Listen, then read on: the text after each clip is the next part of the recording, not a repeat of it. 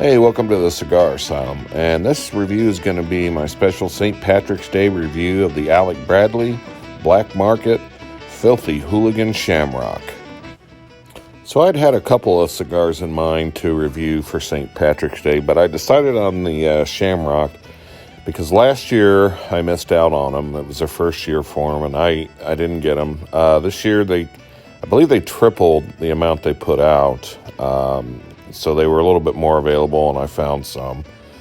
So let's get started and see what we're talking about here. First thing you'll notice is that this wrapper has 3 different colors. And we'll talk about that in a minute with the blend and stuff. But you've got the Candela and the Maduro and the Habano all rolled together. So they call this a trifecta barber pole or triple barber pole.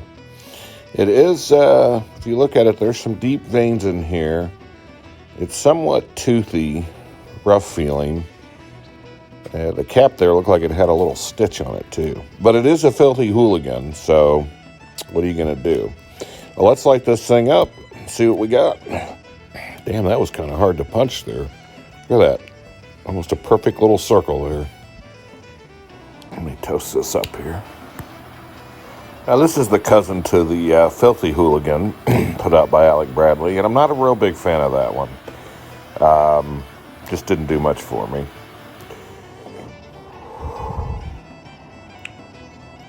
Okay, off the bat here, we definitely have some pepper coming through, and kind of pepper and wood together to start with.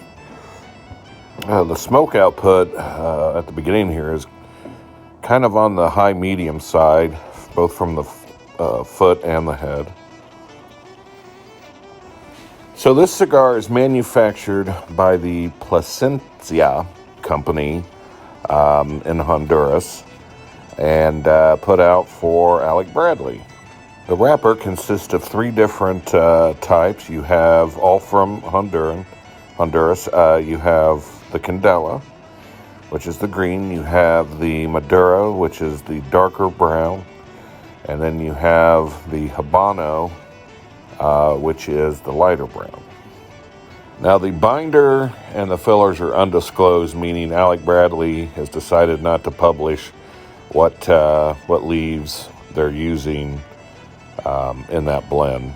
So, which I'm not a big fan of when tobacco companies decide to do that. So this stick retails for $11.99. I believe that's a little steep for this. I'm going to guess when I'm done smoking, it's probably going to be around an $8 stick.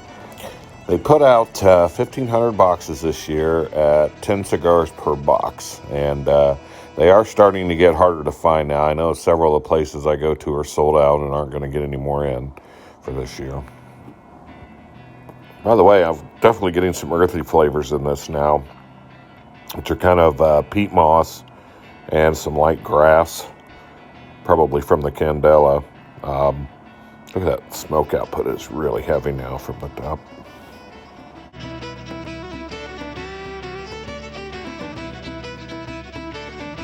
How about an Irish limerick? St. Patrick would have never believed how his memory would become perceived. In the Emerald Isle, they do it in style with green hats and green costumes and green sleeves. Man, that was horrible. I think it was something like that anyway. I'm not sure if I got all the words right, but it's the only one that I remember. I actually do have some Irish in me.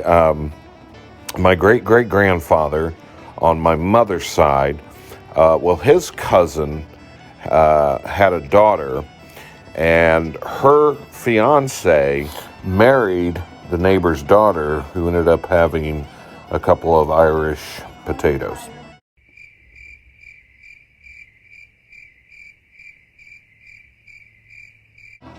Let me get this wrapper off.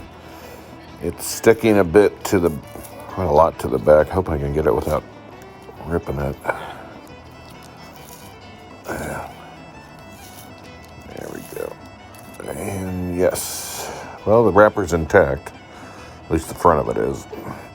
I don't think I mentioned the aroma either. It's pretty decent. It's kind of that smooth tobacco kind of smell with maybe a little bit of pepper in the background. Not a whole lot of spice, but it's very nice.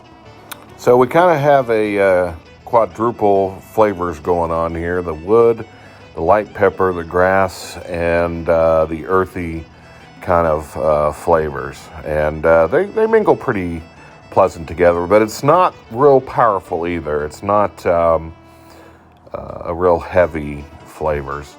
But so with that, I'm going to wrap up. I'm only going to give this a 3.5 out of 5 cigars. And the reason is for that is the pricing. I think if this was an $8 cigar, I probably would give it a little bit higher rating. But I don't think the quality is there for $12. That's a lot for one cigar. And I would expect a little bit more for the money on that. But well, with that, I appreciate you guys watching, and I hope to see you guys on the next review in the Cigar Asylum. And remember to try and stay sane right now out there in that insane world. Save the insanity for the Cigar Asylum.